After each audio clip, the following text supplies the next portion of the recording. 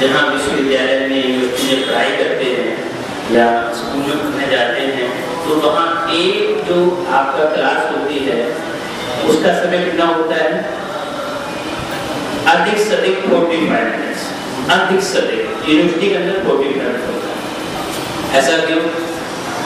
30 minute नहीं, 1 घंटा नहीं, 2 घंटा नहीं, ऐसा क्यों?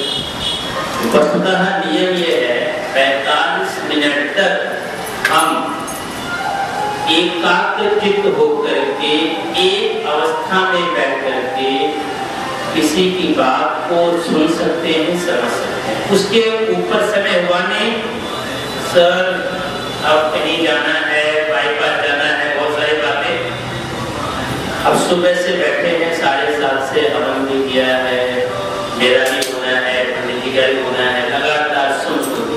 तो क्रिकेट थोड़े से पैर खोलने, क्रिकेट थोड़ी बैठने में थोड़े से पैर खोलने, आपको थोड़ा कंफर्टेबल हो जाए, पीछे जो बैठे हैं, लंबे सांस को ले लें, आप 3-4 तो आराम से बैठे।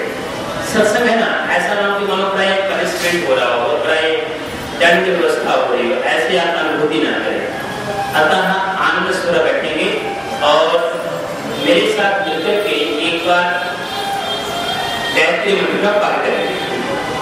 सीधे बैठेंगे, शुद्ध बोलने का प्रयत्न करेंगे और आंखें बंद रखने की कोशिश करेंगे। अंदर ही अंदर कुछ जानने की जिज्ञासा करने की कोशिश करें, शांत रहें। मेरे साथ मिलकर के एक बार कहते हैं,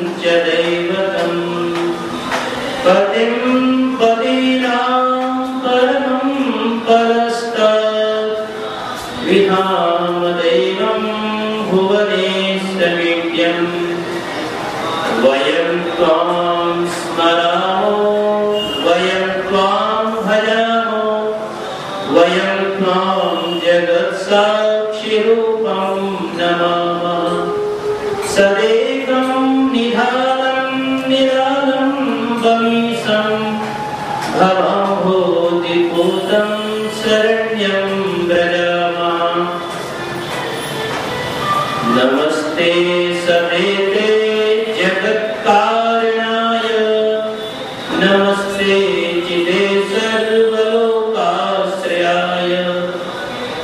नमो वै तत्त्वाय मुक्तिं प्रदाय, नमो ब्राह्मणे व्यापिने शाश्वताय। क्षणभंगुर जी की कलिका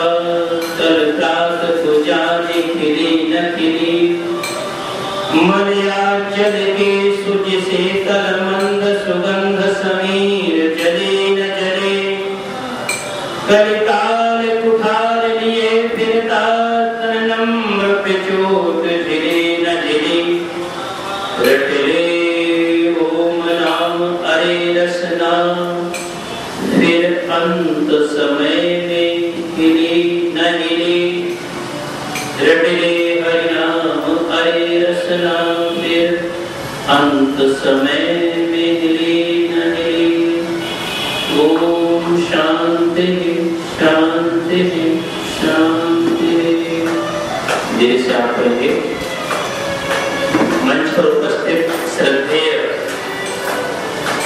मेरे गुरु, मेरे प्रेरणास्रोत श्रद्धेय आचार्य पांडे जी, अन्य विद्वत वृंद, समाज के धर्माचार्य, उपस्थित मातृशक्ति, धर्मप्रेमी सज्जनों,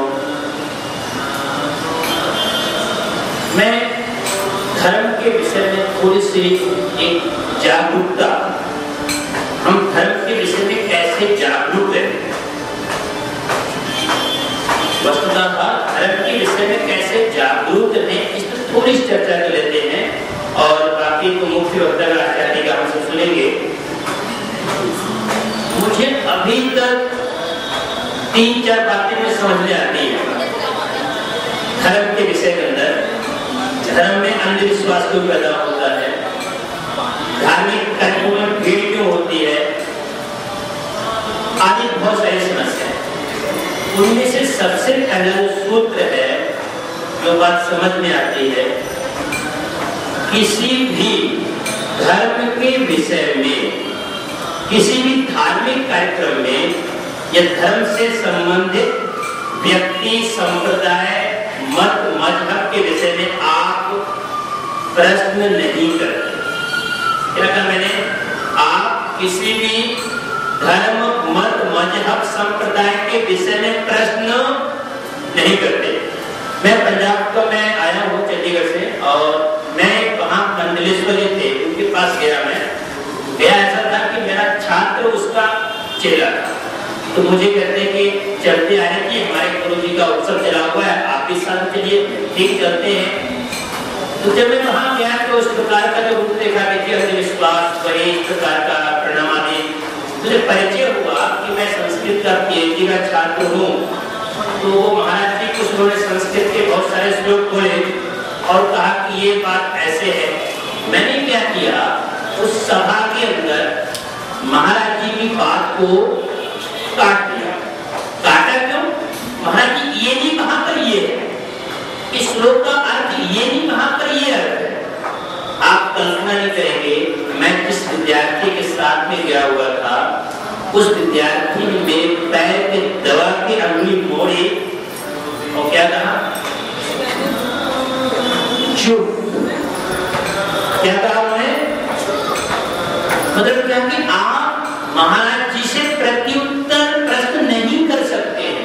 सत्य वचन महाराज। ये सबसे बड़ा धार्मिक अंधविश्वास की प्रमुख जड़ क्या है कि हम उस व्यक्ति विशेष के बारे में, संप्रदाय के बारे में प्रश्न को पैदा नहीं करते।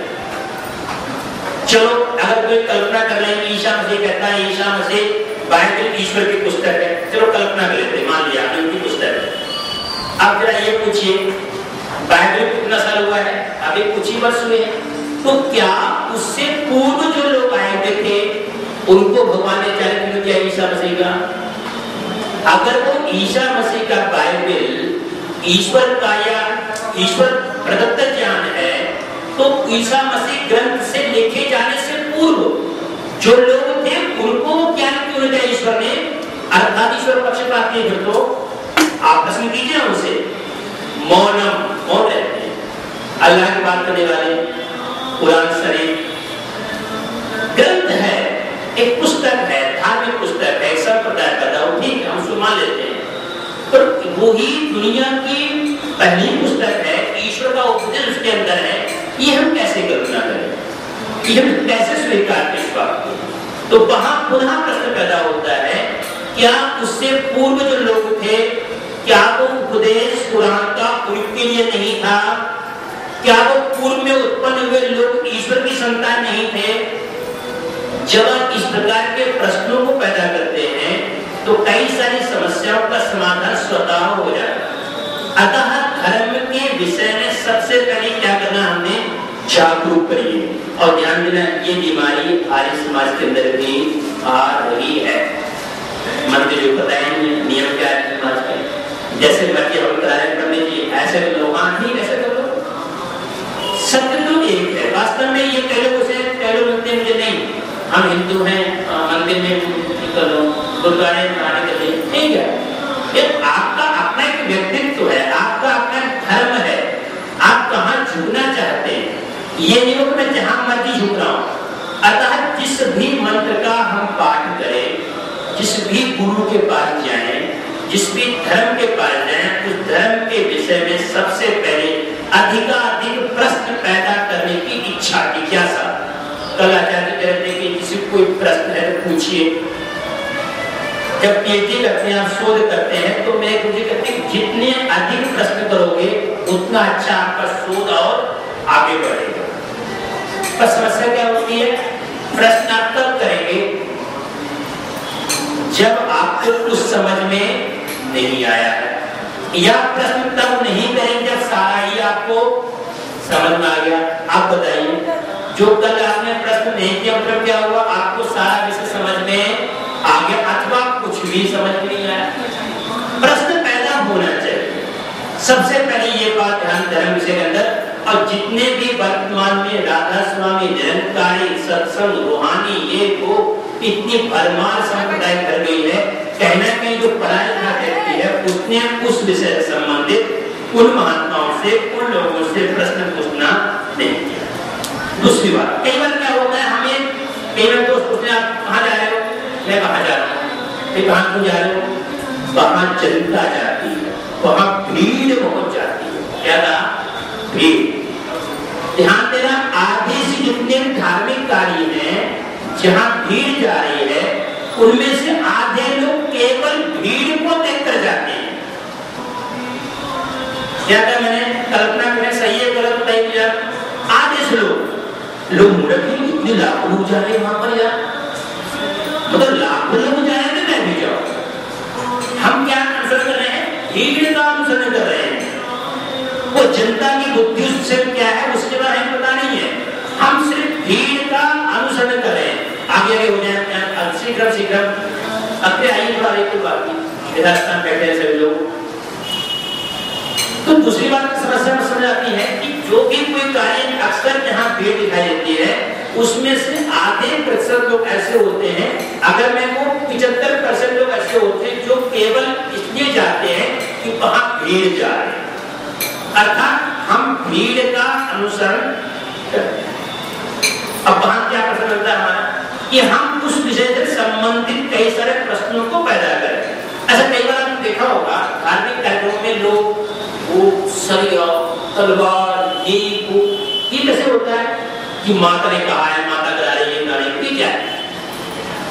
आप कभी भी उस प्रकार के व्यक्ति को कभी अकेले में एकांत में ले जाइए और उससे कहिएगा कि श्रीमान जी आप, मैं अकेला हूँ, आप हैं, आप जो कर्तव्य वहां कर रहे थे भीड़ में, उस कर्तव्य को जरा यहाँ अकेले में करिए जरा। वो व्यक्ति अकेले में नहीं कर पाएगा। क्यों नहीं कर पाएगा? जब वो कार्य किसी भीड़ के अंदर करता है तो भीड़ उसको लगती उकसाती है, तालियां तालियां, ऐसे करने से क्या होता है उसमें इतना जोश आ जाता है कि वो तुरंत उस कार्य को कर देता है। हालांकि बात उसको पश्चाताप भी होता है, यार मैंने क्या कर लिया, गले में डाल लिया हमने। मैं जहाँ पढ़ाई की मैंने एमए की, उस विश्वविद्यालय के वार्षिक उत्सव पर 20 सारे बैठे हुए थे, एक विद्यार्थी आया और उसने कहा कि मैं कुछ करूंगा। क्या करूंगा? इसमें कुछ डालना है, ये डालना है, वो डालना है। तो मुझसे पूछा क्या ये काम तुमने कभी अकेले में किया है? कहते मैंने कभी नहीं किया अकेले। अकेले हिम्मत नहीं होती है, अकेले जो दर्द होता है मैं उसको सहन नहीं कर पाता हूँ। पर जब वही कार्य में भीड़ में करता हूँ, लोगों का उत्साह मिलता है, लोगों की तालियां मिलती हैं, तब मैं उस कार्य को बहुत जल्दी से फिर मैं दुख को मालूम नहीं पड़ता। मेरा उत्साह बड़ा चरम सीमा पर मेरा उत्साह होता है, बड़ा दर्द होता है, मैं उसको सहन कर जाता हूँ।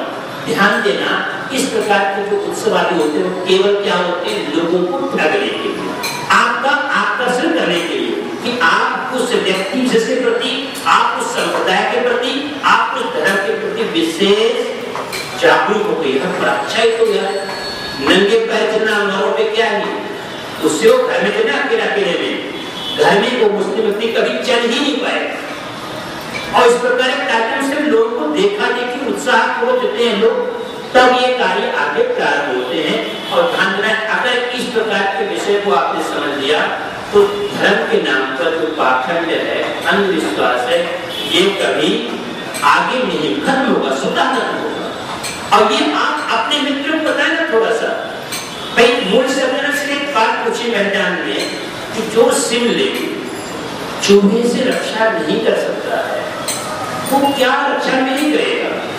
जब ये प्रश्न पैदा किया तो वहां के पंडित जी वो आंसर नहीं क्या करते, चुपचाप। मतलब प्रश्न कहना एक बहुत बड़ा एक अच्छी कला है, और जो लोग प्रश्न का आंसर नहीं दे रहे मतलब क्या है, उनको उसके बारे में कुछ पता नहीं। आप कहीं भी जाएंगे, आप अच्छी अच्छा है कि जिसके अंदर जा रहे हैं संप्रदाय के बारे में, आप ध्यान दीजिएगा। राधा स्वामी आपको सत्संग सुना होगा, अच्छा नाम है, पंजाब में काफी उसका नाम है। जब उस व्यक्ति के मत की महंत की मृत्यु हुई, बात कहीं गद्दी बिठाने की, ध्यान दीजिएगा, उस गद्दी पे किसको बिठाया गया मालूम आपको? दुनिया भर में इतना बड़ा संप्रदाय होने पर भी उन राधा स्वामी के समिति ने उसी राधा स्वामी के महंत के भतीजा, जिसने पढ़ाई क्या की, MBA, कहां से पढ़ाई की? विदेश में, स्विट्जरलैंड में। जहां जिस लड़के ने MBA में पढ़ाई की, उस लड़के को बुलाकर कहां बिठाया गया? गद्दी पे। अब ये क्या है भाई? इससे क्या सिद्ध होता है? वास्तव में वो संप्रदाय परिवार की संप्रदा हो रही है। आज जो पार्टियां व्यक्तिगत पार्टी क्या हो रही है, परिवार की पार्टी हो रही है। उसी प्रकार से ये धर्म है, ये मत है, संप्रदाय, ये व्यक्ति विशेष परिवार की प्रॉपर्टी बन रहे हैं। मैं जानना ये चाहता हूं, क्या राधा स्वामी के पास में पूरे दुनिया भर में ऐसा कोई शिष्य नहीं था, ऐसा कोई भगत नहीं था जो आकर के उस गद्दी पे एक प्रश्न पैदा होता है। जब एक प्रश्न का तो क्या कहते हैं, नहीं गुरुजी के बारे में कोई प्रश्न लेना है, गुरुजी ठीक ठाक है। मैं जब कृष्ण के बारे में पूछता हूँ इस्कॉन वालों से कि कृष्ण ने मात्र कहाँ चुराया था, कृष्ण ने कितनी लाख गोपियों शादी की थी, वो कहते नहीं, कृष्ण हमारे लिए शोध का विषय नहीं है, प्रश्न का विषय नहीं। ये क्या भाई? वो ये बहाना है, वो प्रश्नों से भाग रहे हैं, उनको पता है। अभी आप प्रश्न में पूछा कि क्या भगवान ऐसा कार्य किया कृष्ण ने, आप कीजिए उसका आंसर, वो आंसर नहीं दे रहे हैं, वो सिर्फ इस प्रकार के प्रश्नों से भागते हैं। क्या कहते हैं? वो कृष्ण शोध का विषय नहीं है, कृष्ण रिसर्च का विषय नहीं है। किसी ने PhD की कृष्ण के कार्यों पर, तो उसके संदर्भ में इस्कॉन मंदिर जो है उसके पास गए, मठों से महंतों से पूछा, धर्माचार्य ने पूछा कि आप कृष्ण बारे में जरा बताएंगे, कैसा प्रश्न है? वो बता नहीं, हमारे लिए कृष्ण शोध का विषय नहीं। वस्तुतः उनको कृष्ण के बारे में पता ही कुछ नहीं। तो ध्यान धर्म के विषय में ये प्रश्न एक जागरूकता, और ध्यान रखते लोग क्या कहते हैं, अमिताभ बच्चन जी बाहर ही जाते हैं, मैं वहां जाऊंगा। ये क्या भाई, अमिताभ बच्चन तुम्हारा गुरु है क्या? हुआ, मैं वहां क्यों जाऊं? मेरा वहां ऐसा क्या संबंध है? मुझे ऐसा वहां क्या लाभ मिल रहा है, या मेरे लिए वही जगह क्यों है? इस स्वयं से प्रश्न पैदा करने की कोशिश करते हैं, इस स्वयं से प्रश्न नहीं करते हम लोग। ये कहना कि देखा देखी, भीड़ की देखा देखी हम लोग वहां जा रहे हैं। आज ये लोग बालाजी जाते इसलिए हैं कि वहां अमिताभ बच्चन जाएगा, सिटी साई क्यों जा रहे हैं, वहां फलाना हीरो जा रहा है वहां पर, बताओ ये क्या होगा? और ध्यान देना, इस्कॉन मंदिर में हम लोग जाते हैं, इस्कॉन में हम इसलिए जाते हैं, वहां अंग्रेज गोरे गोरे लड़की लड़कियां कृष्ण की भक्ति करते हैं। बड़ा अच्छा किया, देखो कितना अच्छे अंग्रेज लोग हैं, हमारे कृष्ण की भक्ति करते हैं। पर ध्यान देना, आपको ये पता नहीं होना चाहिए कि इस्कॉन को दिया गया एक एक रुपया भारत में नहीं, यूज प्रयोग नहीं होता है। कहां पे होता है? सीधे अमेरिका। कोई टैक्स नहीं, कोई कुछ नहीं। आपका पैसा कहां जा रहा है? क्यों ठगा? आपकी मानसिकता को समझते हो ठगा कि ये हिंदू, जहां में इससे मत्था टिकवा लो, जहां में पैसा इससे धर्म के नाम पर निकलवा लो। इसलिए इसको इंटरनेशनल कृष्णा ऑर्गेनाइज्ड सोसाइटी बनाई थी अमेरिका द्वारा, सिर्फ इसलिए कि अवसर ये थी, यहाँ पर जो भी पैसा आएगा उसका भारत से कोई संबंध नहीं हो, कोई टैक्स नहीं देने आगे, वो पैसा कहाँ जा रहा है आपका? बाहर जा रहा है। ये कल्पना, एक विचार, आप जिस भी संप्रदाय से मंदिर में जा रहे हैं, उस धन का उपयोग क्या करें, पूछना पड़े उनसे यार। मैं सनातन मंदिर में गया, वहां अच्छा मंदिर, एक उसका स्कूल है, एसडी कॉलेज है, एसडी स्कूल है। जब मैं वहां गया तो मैंने कहा कि संस्कृत सप्ताह मना रहे हैं, तो आप क्या मनाएंगे? क्या कहते हैं? हमारे पास संस्कृत टीचर ही नहीं है। सनातन धर्म की संस्था, जो सनातन धर्म के मंदिर में डोनेशन चलती है, उस मंदिर का अधिकारी बोलता है, उस कॉलेज का प्रिंसिपल बोलता है कि हमारे पास संस्कृत टीचर ही नहीं है, हम रखते ही नहीं, यहाँ पोस्टें नहीं। आप बताइए आप क्या कर रहे हैं? आप किसकी बात कर रहे हैं? कौन हमारे हवाले करते हुए हैं? तो अतः इन सारे विषयों पर एक विशेष प्रकार का जागरूकता, एक स्वयं से प्रश्न पैदा करने की कोशिश करें। स्वयं से मैं ऐसा क्यों करूं? मैं गायत्री मंत्र का जाप ही क्यों करूं? पंडित जी ने कहा ऐसा नहीं है। पंडित से आप ये पूछिए कि धर्माचार्य महोदय ये गायत्री मंत्र का जाप मैं क्यों करूं, तो इसके बताइए भाव क्या है इसका। जब उसका भाव पता होता है तो आप उस भक्ति में और रम जाते हैं, फिर आपका ध्यान और कहीं नहीं जाता है। नहीं क्या बोलते हैं भाई लोग हमारे संध्या में मन नहीं लगता, क्यों लगता मन लगना चाहिए आपका। ऋषि द्वारा प्रकृत जो संध्या विधि है अगर उसमें मन आपका नहीं लग रहा है तो कहीं ना कहीं करने में कोई कमी जरूर है, निश्चित है। अतः एक एक मंत्र का जब आप अर्थ पता कर लेते हैं, उसके भाव को समझ लेते हैं।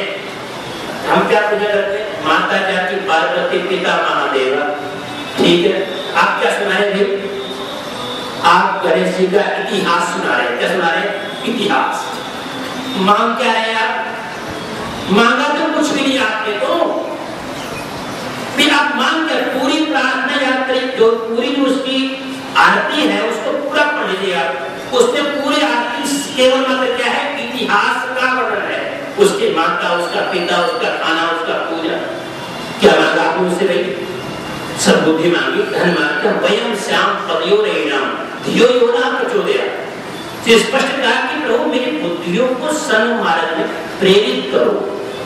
एक स्पष्ट भावना आपको मालूम है क्या मांग रहा हूं, और ध्यान जो चीज मांगी आपने अगर उस मंत्र का भाव पता है तो उसके अनुसार थोड़ा सा आचरण। आई प्रार्थना करके मैं धियो योना प्रचोदयात्, मंदिर पानी के नीचे के रूप पर कोई ऐसा कैसे देखा बुद्धि विचार कर नहीं यार ऐसा तुरंत ध्यान नहीं। मैंने प्रार्थना की थी, क्या प्रार्थना की मैंने, योना प्रचोदयात्, मेरी बुद्धि गलत सुख नहीं, ये मैं नहीं चिंतन करना है। अतः मंत्र के अनुकरण अनुकूल उसका आचरण। अब तब होगा जब आपको उस मंत्र विशेष का अर्थ पता है। अर्थ नहीं पता तो फिर आप मूर्ति पूजा कर रहे हैं और ये जो कर रहे हैं कोई उसका बराबर है, समानता है, कोई बड़ा फर्क नहीं। अतः समय देख रहा हूं, चिंता की कोई बात नहीं है, हम आपकी भावनाओं समझ सकते हैं। बहुत विलंब हो जाए, खाना पीना भी खाना है, कई सारे काम करते हैं, तो कोई बात नहीं, खाना रोज खाते हैं, आज थोड़ा विलंब से सही, ऐसा हो सकता है। कभी कभी थोड़ा सत्संग में आया करें और ध्यान देना, मैं आर्य समाज का कोई प्रचारक नहीं हूँ, मैं एक पंजाब यूनिवर्सिटी चंडीगढ़ का छात्र हूँ PhD का, और हमेशा मैं बाहर ही रहा है। मतलब क्या, यूनिवर्सिटी के अंदर सारी पढ़ाई की, MA PhD सारा, तो मेरा ये अनुभव रहा, मैं और विद्यार्थियों से अलग इसलिए रहा कि मैं सत्संग में आता रहा। ऐसा कभी नहीं था कि मेरा लेक्चर होगा कहीं में जाऊंगा, पीछे आके बैठना, और वो 7 दिन की खुराक, क्या बोला मैंने, 7 दिन की खुराक कहाँ मिलती है आपको, इस सत्संग में आने का। जो विचार मैंने सुने वो विचार 7 दिन तक लगातार मन के अंदर क्रियान्वित, नहीं यार मैंने गलत नहीं करना है, मैं नशा नहीं करना है, मैंने किसी को गलत दृष्टि देखने की कोशिश नहीं करनी है। ये कहना कि पुनः अपना वो संस्कार आवृत्ति होती रहती है। 7 दिन बाद दोबारा फिर संडे आ गया समाज में, फिर क्या हुआ, बैटरी चार्ज, जो भी थोड़े से विकार आना शुरू हुए थे फ्राइडे और शनिवार को, वो दोबारा बैटरी चार्ज नहीं, मैं थोड़ा सा गलत हो गया 2 दिनों के अंदर। आज मैं दोबारा संकल्प करता हूँ कि मैं इसका प्रयोग ना करूँ। अतः सत्संग में ये निश्चित नहीं है कि आपको कोई मिल जाए, और हाँ वो विचार कहना कि मन के अंदर जाते हैं और वो विचार ही संस्कार बनते हैं, और वो संस्कार ही आपका चिंतन होता है। और इसलिए कोशिश किया करें रात्रि को सोने से पूर्व आप जिस भी विषय का चिंतन करते हैं वही विषय प्रातःकाल स्वतः बाहर निकलेगा। गाली दोगे, गंदे गाने सुन के सोओगे, सुबह में भैया रात को यार बड़ी अच्छी यार मूवी देखी, आए नहीं सो जा रहा मूवी, क्यों, वो देखी ना आपको आपने। तो रात्रि को क्या आपने चिंतन करना है, अगर ये थोड़ा सा पता हो जाए तो प्रातःकाल आपका समय अच्छा गया, फिर आपको विचार कोई गलत नहीं आएंगे। अतः रात्रि को सोने से पूर्व एक आपका चिंतन थोड़ा सा आधा घंटा सही होना चाहिए, माता पिता के प्रति, गुरुजनों के प्रति, समाज के प्रति, अपने प्रति। ये कई सारे मूल्यांकन करते रहेंगे तो कहीं कई सारी समस्याएं अपने आप दूर हो जाएंगी। तो मैंने कुछ छोटी मोटी चर्चा की है, खासकर धर्म के विषय में, कि हम धर्म के विषय में जागरूक रहें, थोड़ा सा अवेयरनेस रहें और अपने मित्रों को आर्य समाज में नहीं लाए, कोई दिक्कत नहीं आते, कोई बात नहीं, और उनको ये चीज सिखा दे कि तुम जहां जाते हो उसके बारे में प्रश्न करो। प्रश्न अगर तुम्हारा समाधान हो गया फिर ठीक है, अगर प्रश्न नहीं करोगे तो आप कहीं ना कहीं अंधविश्वास में रहेंगे। तो आए इन सब विषयों में थोड़ा सा एक अपनी बुद्धि का भी चिंतन करें, न केवल मेरी बुद्धि का। और वेद की अच्छी बात कही, यह कृतान जो मार्ग है पूर्वजों द्वारा प्रदत्त जो ज्ञान है, उस ज्ञान की केवल रक्षा नहीं करनी है, अपितु उसमें अपना भाग भी डालना है। कल्पना कीजिए आप वायु जाते हैं, वायुयान से यो अंतरिक्षे रसो विमान, एक कल्पना पैदा हुई किसी व्यक्ति की, पक्षी को उड़ते हुए देख करके यार मैं भी उड़ने की कोशिश करता हूँ। उसने क्या किया, सिर्फ कल्पना की और ऊपर एक छलांग मार दी, ऐसे करते करते क्या हुआ, बेचारा गिर गया। क्यों गिरा?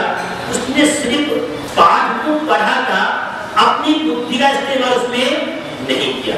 अतः पूर्वजों द्वारा प्राप्त जो ज्ञान है उसकी रक्षा भी करनी है, और रक्षा के साथ साथ उसमें अपना भाग भी डालना है। आज मोबाइल पहले बार कितना है, इतना मोबाइल, अब इतना पतला क्यों हुआ ऐसा? पूर्वजों द्वारा प्राप्त ज्ञान था, उसकी रक्षा की, और रक्षा करते करते उसने अपना दिमाग भी लड़ाया, फिर क्या होगा, छोटा समाज। अतः पूर्वजों द्वारा प्राप्त जो ज्ञान है उसकी रक्षा भी करनी है, न केवल रक्षा करनी है अपितु उसमें अपना भाग भी डालना है। इस प्रकार करते हुए मनुष्य बनना है, और एक काम और करना है। अंतिम बात में कहना चाहूंगा, जनया दैव्यम जनम। अगर आप गृहस्थी हैं तो अच्छी संतान को पैदा करना है। आसमान के विचार को पैदा करें, ऊपर से आए आसमान से, हमें क्या है करने विषय विचार करने क्या, भ्रष्टाचार का विचार प्राप्त तो करता है, ये हमारे लोग करते हैं ना, हमारी संतानें करती है ना।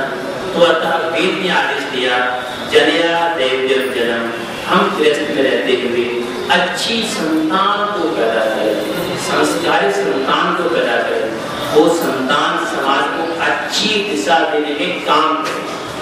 अतः नहीं तो वर्तमान जो माहौल बना हुआ है, इधर तो पता नहीं मुझे क्या है, पर उस साइड दिल्ली, यूपी और इधर चंडीगढ़, पंजाब, हरियाणा में जो माहौल बना हुआ है इस प्रकार का, दर्द होता, दुख होता, हम कहाँ जा रहे हैं।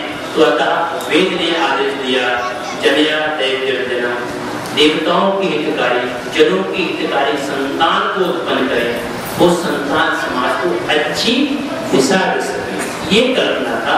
अतः ये कार्य भी आपने ही करना है, क्योंकि संतान अगर समाज में जा रही है, वो संतान तो ऊपर से नहीं आ रही है, ना अमेरिका से आ रहे हैं, वो हमारे अपने भाई हैं, वो हमारी अपनी बहनें हैं। अतः इस दृष्टिकोण रखते हुए प्रत्येक व्यक्ति को, गृहस्थी को सुसंतान का उत्पन्न करना बहुत जरूरी है, क्योंकि वो सुसंतान आगे राष्ट्र का भविष्य है। अतः समय की सीमा को ध्यान में रखते हुए मैं अपनी वाणी को यही विराम देता हूँ। आपने मेरी बात को ध्यान सुना, आप सभी का धन्यवाद। धन्यवाद।